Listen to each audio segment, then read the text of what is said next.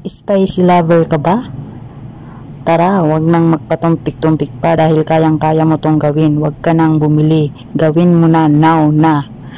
So, ayan, mag-umpisa na tayo. Meron akong garlic at saka sili. So, hinalo ko yung malalaking sili. So, ilang piraso lang naman yun mga kakusina. Then, after nya na i-blend lang natin siya hanggang durog-durog yung garlic at saka sili.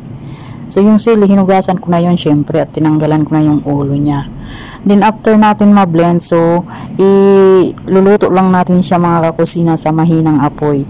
And then, konting tiis lang sa paghalo-halo at syempre, wag nyong iwanan para hindi siya masunog.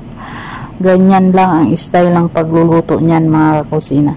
Ayan din, after 20 minutes na paghalo-halo, nilagyan ko na siya ng soy sauce at saka pamienta din, asin. At syempre yung pang-balance ng lasa natin ay nag-add ako ng sugar. So 2 tablespoon of sugar. So continuous lang ang paghalo natin mga kakusina hanggang sa maluto yung ating sili at saka bawang.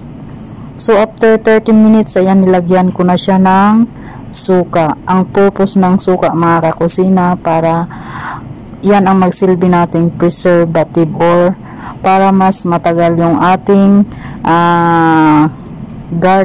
chili garlic oil, para mas matagal sa aabot ng mga ilang months pag mayroon siyang suka. So at ayan, malapit na siyang maluto mga kakusina.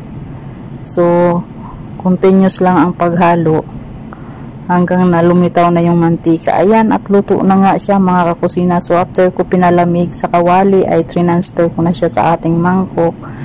Din ilalagay natin siya sa ating buti. So, dapat malinis yung ating buti mga kakusina. Ayan. Yan ay ang sa cream cheese yan. Then, hinugasan ko lang siya. At ayan lang mga kakusina for today's video.